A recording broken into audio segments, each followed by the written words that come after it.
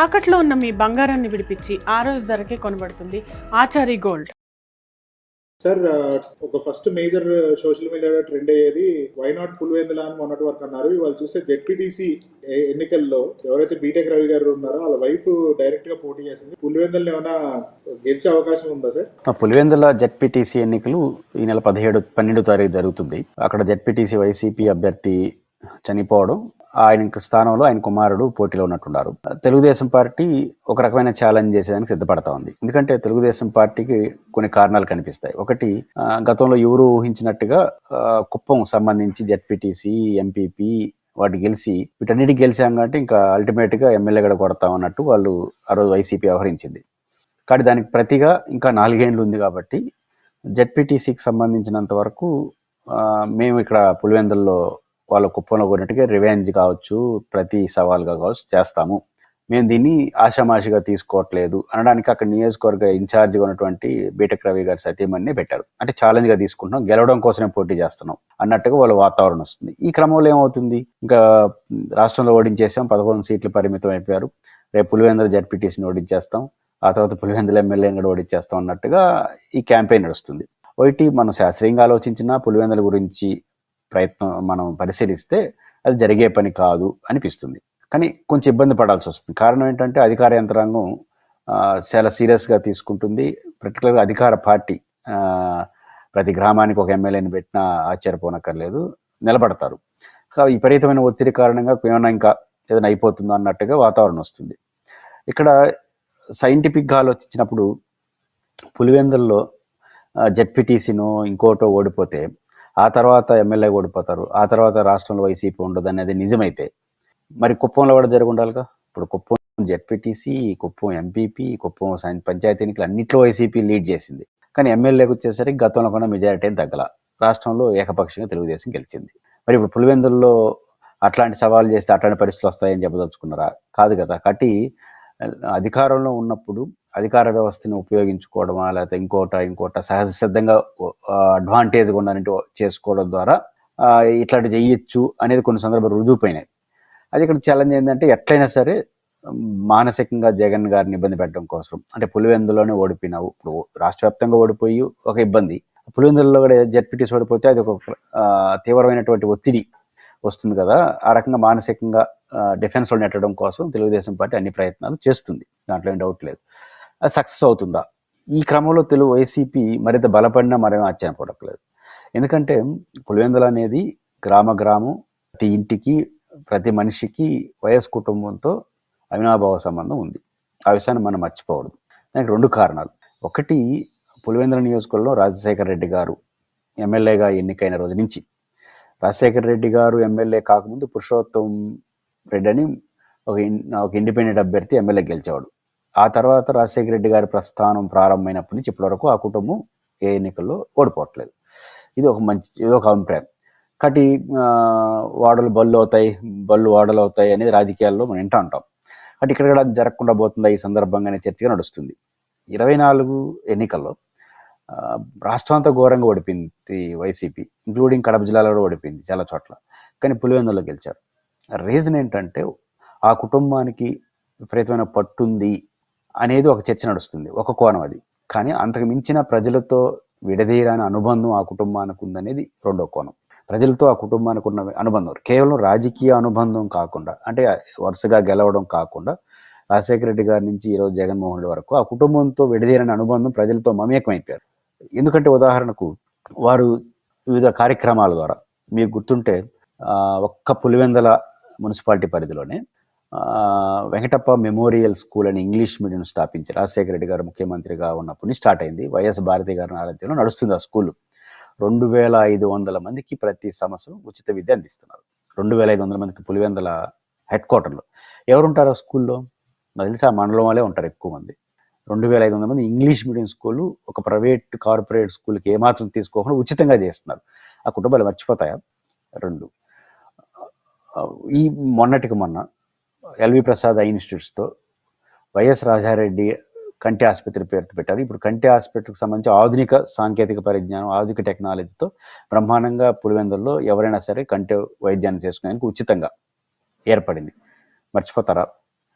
రాజశేఖర రెడ్డి గారు ముఖ్యమంత్రిగా డాక్టర్గా ఉన్నప్పుడు కానీ, వైఎస్ భారతి గారి తండ్రి ఈసీ గంగిరెడ్డి గారు డాక్టర్గా ఉన్నప్పుడు కానీ, వీళ్ళందరూ ప్రజలతో మమేకమైన తీరు, వైఎస్ కుటుంబంతో వాళ్ళ కుటుంబాన్ని నిర్వహిస్తున్నటువంటి అనేక సేవా కార్యక్రమాలు కావచ్చు, ఇతర కార్యక్రమాల ద్వారా అనుబంధం, సాయం, స్నేహం పొందని వ్యక్తి కుటుంబాలు అక్కడ ఉండవు, ఏదో రూపంలో ఉంటాయి. కాబట్టి మల్టిపుల్గా ఆ నియోజకవర్గంలో ప్రతి కుటుంబంతో వారికి అనుబంధం ఉంది. వ్యక్తిగత సాయం దగ్గర నుంచి అభివృద్ధి వరకు అన్నిట్లోనూ ప్రతి కుటుంబంతో మమేకమైనటువంటి కుటుంబం. వైఎస్ కుటుంబం గెలిచిందంటే ఏదో ఆజమాయిషి దబాయించి గెలిచింది కాదు, ఒక విడదైన అనుబంధం ప్రజలతో వచ్చింది. కానీ అవన్నీ కూడా ఈరోజు పనిచేస్తాయి, మరింత పట్టుదలగా పనిచేస్తాయి. పులివెందుల్లో ఎవరేమనుకున్నా మొన్న రాష్ట్ర వ్యాప్తంగా వైసీపీ ఓడిపోయింది. వైసీపీ ఓడిపోయిన తర్వాత అత్యధికంగా నష్టపోయింది పులివెందుల. వైసీపీ రాష్ట్రంలో ఓడిపోవడం వల్ల ఒక టెక్నికల్గా, ఎందుకంటే ముఖ్యమంత్రి నియోజకవర్గం అయి ఉంటుంది, దాన్ని మల్టిపుల్గా డెవలప్మెంట్ చేస్తారు, చంద్రబాబు గారు కుప్పం ప్రయారిటీ ఇస్తారు, ఇట్లా ఉంటాయి రొటీన్గా. ఈరోజు పులివెందులో మెడికల్ కాలేజ్ వచ్చింది, జగన్ గారు వల్ల ఏదో వచ్చింది. ఇప్పుడు ఏమైంది, జగన్ గారు ఓడిపోయాడు, గత సంవత్సరం ప్రారంభవలసినటువంటి మెడికల్ సీట్లు ఆగిపోయినాయి, దాదాపు అది ప్రైవేటు వైపు వెళ్ళిపోతుందని చర్చ నడుస్తోంది. జగన్ గారు ఉంటే అది గవర్నమెంట్ మెడికల్ కాలేజ్ రన్ అయి ఉంటుంది. గవర్నమెంట్ మెడికల్ కాలేజ్ అనేది దానికి అనుబంధంగా హాస్పిటల్ వస్తుంది, మరింత వైద్యం ప్రజలకు అందుంటుంది. అంటే జగన్ గారిని కోల్పోవడం ద్వారా పులివెందుల మెడికల్ కాలేజ్ నష్టపోయే పరిస్థితి వచ్చిందా? ఆడ సెక్రటేరియట్ చూసినా, డెవలప్మెంట్ చూసినా వాటిలో పులివెందుల నష్టపోతుంది. కాబట్టి జగన్మోహన్ రెడ్డి గారు ఓడిపోవడం వల్ల నష్టపోయిన తర్వాత ఇంకా నష్టం చేసే చర్యలు, జగన్మోహన్ రెడ్డి గారు బలంగా ఉన్నాడు అంటేనే పులివెందుల మీద ఫోకస్ పెడుతుంది తెలుగుదేశం పార్టీ. జగన్మోహన్ రెడ్డి ఆడ బలహీన పడిపోయాడు, ఇంకా జగన్మోహన్ రెడ్డి పని అయిపోయింది అనుకుంటే పులివెందుల అన్ని నియోజకవర్గాలు ఎట్లా చూస్తారు, పులివెందులు అట్లే చూస్తారు. ఇంకా దాంతో ప్రయారిటీ ఉంది, జగన్ అనే వ్యక్తి ఉన్నప్పుడే అతన్ని ఇరిటేట్ చేయాలనో ఇంకోటో ఉండదు. కాబట్టి జగన్ బలంగా ఉండడం పులివెందుల ప్రజలకు కూడా ఒక అవసరం. కాబట్టి ఆ రీత్యా చూసుకున్నప్పుడు జగన్మోహన్ రెడ్డి గారు ఓడిపోయిన దాని ఫలితం ఈరోజు పులివెందులో చూస్తుంది. కాబట్టి ఇంకా జెడ్పీటీసీ అన్నిట్లో వాడగొట్టి మొత్తాన్ని సమస్య తెచ్చుకునే పరిస్థితి ప్రజలు ఉండరు. కానీ ఆ రీత్యా చూసినప్పుడు పులివెందుల్లో వైసీపీకి గెలుపుకు తిరుగు ఉండదు అనేది ఒక అంచనా ఉంది. ఇక్కడ ఒక చిన్న క్లారిఫికేషన్ సార్, 2016-17లో ఎమ్మెల్సీ ఎలక్షన్ అయినప్పుడు కూడా వైఎస్ వివేకానంద రెడ్డి గారు ఓడిపోయారు, కానీ దానికి ఏమి ఇంపాక్ట్ ఏమి 2019లోకి ఏం కనిపించలేదు కదా సార్? అదే అంటున్నాను, ఆడికెందుకు కుప్పంలో అన్నిట్లో ఓడిపోయింది తెలుగుదేశం పార్టీ. ఆ తర్వాత మొన్న జరిగిన ఎన్నికల్లో రాష్ట్రంలో 144 సీట్లు గెలిచింది, అది ఎక్కువ సీట్లు గెలిచింది. అదొకటి.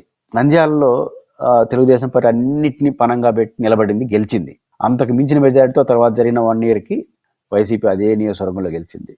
ఇక్కడ పులివెందులకు సంబంధించి ఒక చర్చ నడుస్తుంటారు. అదేంటంటే పులివెందులకు సంబంధించినంత వరకు గ్రాడ్యుయేట్ ఎన్నికల్లో మేము మెజారిటీ సాధించాము అని ఒక చర్చ నడిచింది. ఆడ ఎమ్మెల్సీగా కడప, అనంతపురం, కర్నూలులో రాంభూపాల్ గెలిచాడు. ఆయన పులివెందుల్లో మెజారిటీ తెచ్చినాడు అంటారు. చాలామంది తెలియదు ఏంటంటే ఎమ్మెల్సీ ఎన్నికలు బ్యాలెట్ పేపర్లో జరుగుతాయి.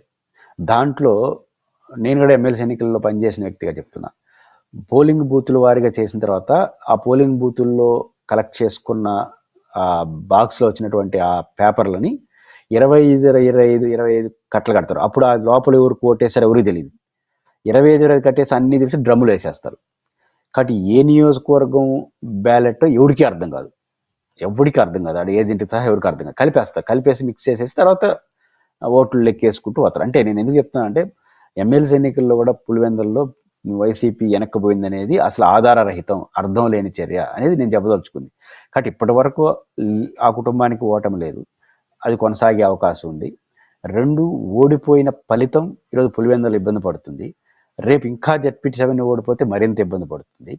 3వది వైఎస్ కుటుంబంతో రాజకీయ అనుబంధమే కాకుండా వ్యక్తిగత అనుబంధం, సాయం చేసుకున్న అనుబంధం, కుటుంబ అనుబంధం, విడదైన అనుబంధంగా నియోజకవర్గం పులివెందులు ఉంది. ఈ మల్టిపుల్ కారణాల రీత్యా ఆడ వైఎస్ఆర్ కాంగ్రెస్ పార్టీ జెడ్పీటీసీ గెలిచే అవకాశాలు ఉంటాయి. 2, ప్రభుత్వం విపరీతమైన ప్రెజర్ చేస్తే అది రెట్టించిన ఉత్సాహంతో వాళ్ళు మరింత పనిచేస్తారు. ఇవన్నీ ఉంటాయి. ఇంకా చేయకూడని పనులన్నీ చేసేసి కొట్టేశారు అనుకుందాం కాసేపు, అంత సులభం కాదు. కొట్టేశారు అనుకుందాం. నంద్యాల ఏమైంది, కుప్పం అనుభవం ఏమైంది, మీరు చెప్పినట్టు కడపలో ఎమ్మెల్సీగా పోటీ చేసినటువంటి ఎవరు వివేకానంద రెడ్డిని ఎవరు ఓడించారు, బీటెక్ రవి ఓడించినాడు. ఇది ఎంపీటీసీ మేనేజ్ చేసుకోండి, అంటే వైసీపీకి ఎక్కువ ఉన్నా కూడా. అదే బీటెక్ రవి పులివెందులో ఓడిపోయాడు మొన్న. రాష్ట్ర వ్యాప్తంగా ఘోర పరాజయం వైసీపీ పొందినా కూడా 60-70 ఓట్లతో జగన్ గారు గెలిచారు అక్కడ, ఇదే బీటెక్ రవి పైన. ఈ అనుభవాలన్నీ ఏం చెప్తున్నాయి, ఈ క్రమంలో ఒకటి ప్రధానంగా చెప్పదలుచుకుంది, ఎలా అయినా సరే ఓడించేవాళ్ళనే దానికోసం చేయకూడని తప్పులు చేస్తారు. ఒకటి ఆడేదో డబ్బులు ఖర్చు అంటే డెవలప్మెంట్ అని ఒకటి మాట్లాడుతుంటారు. రెండోది ఆడ వ్యక్తుల్ని విపరీతంగా ప్రోత్సహించడం కోసం విపరీతంగా మనీ స్పెండ్ చేయడం, ఇవన్నీ చేశారనుకోండి లేనిపోని కొత్త కాంప్లికేషన్ తెచ్చుకుంటారు. కాబట్టి ఆ నియోజకవర్గంలో వైసీపీ గెలిచిపోవాలి అని తెలుగుదేశం అనాల్సిన అవసరం జగన్మోహన్ రెడ్డి గారు లేదు. ఏమైనా ఫోకస్ పెట్టారా సార్ అక్కడ ఆల్రెడీ? జగన్మోహన్ రెడ్డి గారు నాకున్న అవగాహన మేరకు ఆయన ఎన్నికల్లో అయ్యేంత వరకు ఆడికి వెళ్తాడని నేను అనుకోను. ఖచ్చితంగా ఆయన ఏం జరుగుతుందని సమాచారం తెచ్చుకుంటాడే తప్ప ఆయన దాని మీద పోక, ఎందుకంటే అక్కడ బలమైన నాయకత్వం ఉంది. గ్రామానికి ఇంటికి రాజశేఖర్ని ప్రేమించేవాళ్ళు, జగన్ని ప్రేమించేవాళ్ళు, భారతి గారి నాయకత్వం జరుగుతున్నటువంటి ట్రస్ట్లో లబ్ధి పొందిన వాళ్ళు ప్రతి ఇంట్లో కనపడతారు. కాబట్టి ఆ రీత్యా చూసుకున్నప్పుడు జగన్మోహన్ రెడ్డి గారు ఫోకస్ చేయాల్సినంతని ఎన్నికైతే ఇది కాదు, ఆయనే ఉంటాడు.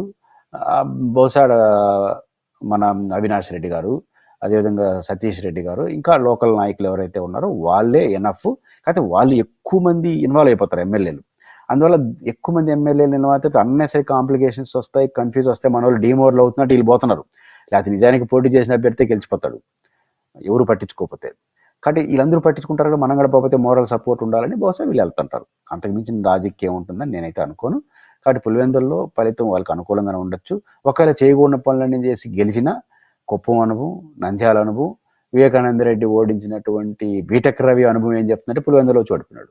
కాబట్టి ఇవన్నీ ఉంటాయి కాబట్టి అది పెద్ద అంటే, కాకపోతే వీళ్ళు బీటెక్ రవి గారు సతీమణి నిలబెట్టడం, తెలుగుదేశం పార్టీ ఛాలెంజ్ తీసుకోవడం, గతంలో కుప్పంలో వైసీపీ ఒక ప్రయోగం చేసి సక్సెస్ అయి ఉండడం వల్ల అలాంటి ప్రయోగం వీళ్ళు చేస్తారని, దానివల్ల ఇంకా 12వ తేదీ ఎన్నిక, ఆ తర్వాత ఫలితం వచ్చే రోజు వరకు ఇది హాట్గానే మిగులుతుంది. మీరు బంగారం తాకట్టు పెట్టి ఆ బంగారం డబ్బులు కట్టలేక ఇబ్బంది పడుతున్నారా? ఆచారి గోల్డ్ వాళ్ళు మీ బంగారం కొని మీ లోన్ తీర్చి మిగిలిన డబ్బులు మీకు ఇచ్చేస్తారు. ఇంకెందుకు ఆలస్యం? ఆచారి గోల్డ్ ఈ నెంబర్స్కి కాల్ చేయండి.